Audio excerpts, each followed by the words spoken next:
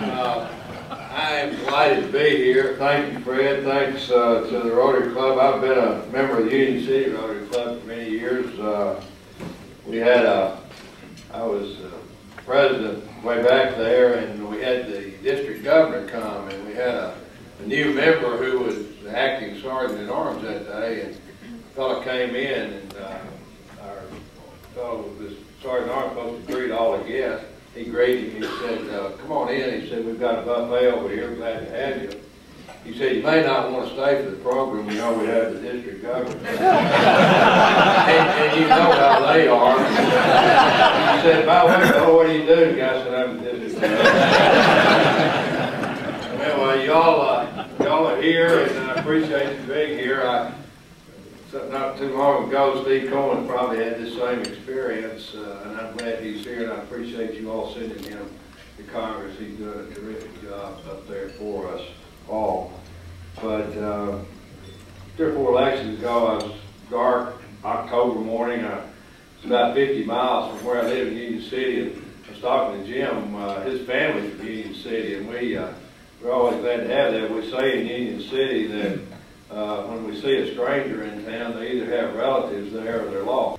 But 3 or 4 elections ago, I was dark October morning. I was about 50 miles from where I live in Union City, and I was talking to Jim. His family's from Union City, and we're always glad to have that. We say in Union City that when we see a stranger in town, they either have relatives there or they're lost. But what I was going to tell you is about 50 miles from where I live, one dark, cold late October, cloudy morning, and there were 3 people showed up to this practice this fellow had invited me to. And he was apologizing because nobody's there. And I said, "Oh, that's all right. I'm glad to be here," which is a question about my honesty.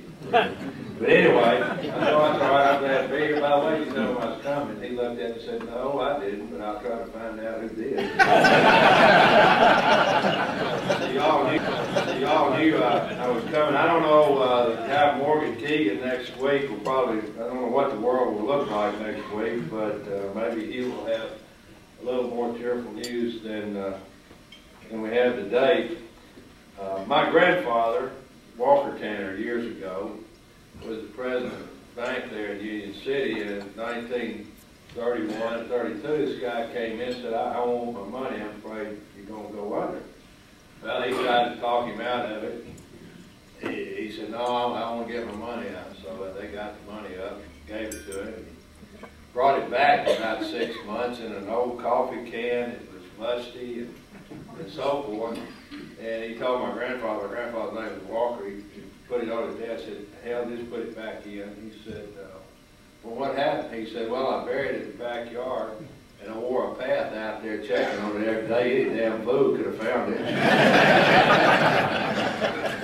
Mark it and so on. And let me just briefly give you an overview. I serve on the Ways and Means Committee, and we have some jurisdiction over Treasury and that, and give you just a very brief overview of what I think our problems are, and I'd like to take maybe 30 seconds at the end and talk a little about NATO.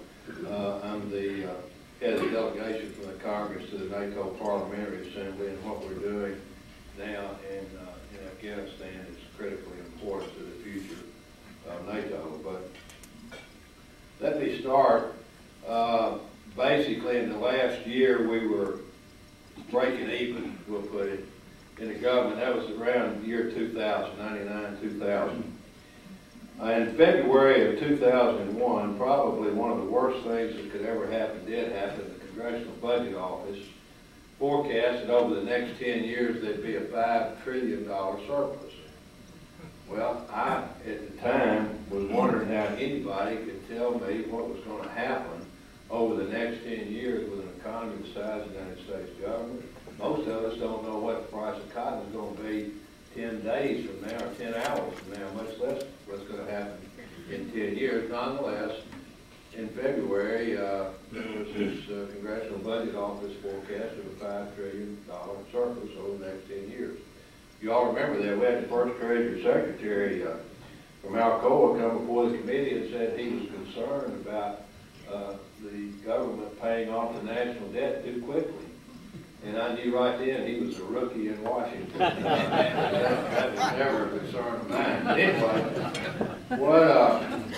what happened then, we embarked on an economic plan that was passed in June, and on the basis of this forecast. Well, people treated it as money.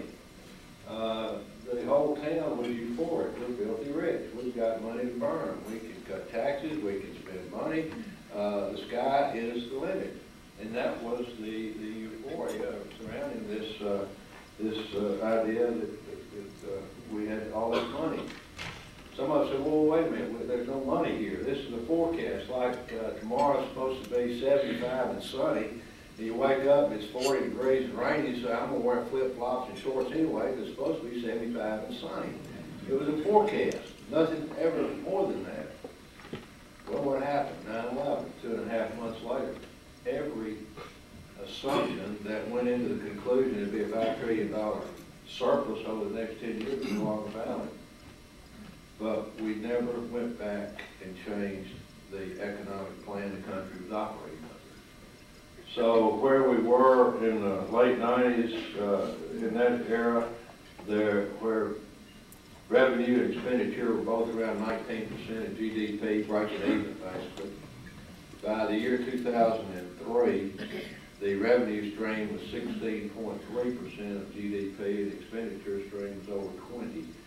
And the country and all of us together began to borrow to fill the gap. And borrow we did.